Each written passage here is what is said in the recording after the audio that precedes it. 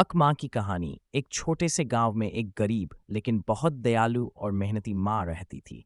उसका नाम राधा था।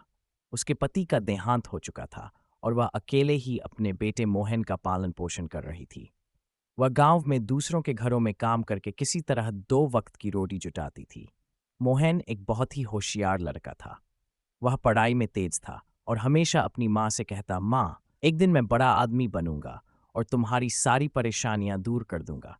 माँ मुस्कुराकर उसके सिर पर हाथ फेरती और कहती, बेटा, मेहनत और ईमानदारी से कुछ भी हासिल किया जा सकता है। समय बीतता गया और मोहन की पढ़ाई खत्म होने के बाद उसे एक बड़े शहर में नौकरी मिल गई। वह शहर चला गया और उसकी माँ ने खुशी खुशी उसे विदा किया।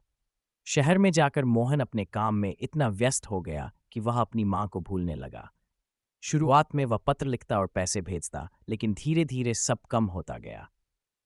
इधर गांव में उसकी माँ हर दिन बेटे की राह देखती, उसकी चिट्ठी का इंतजार करती, लेकिन मोहन के पास अब वक्त नहीं था। कई साल बीत गए।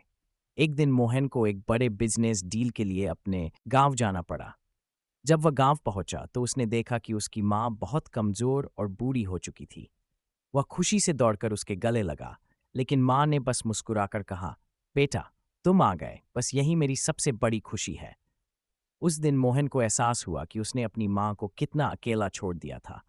वह बहुत पछताया और माँ से माफी मांगी।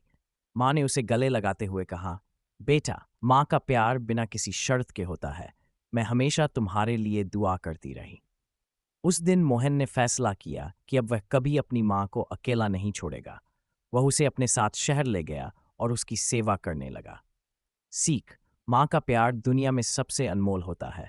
हमें उनकी कद्र करनी चाहिए और कभी भी उन्हें अकेला नहीं छोड़ना ही है। Please like, subscribe, share my channel.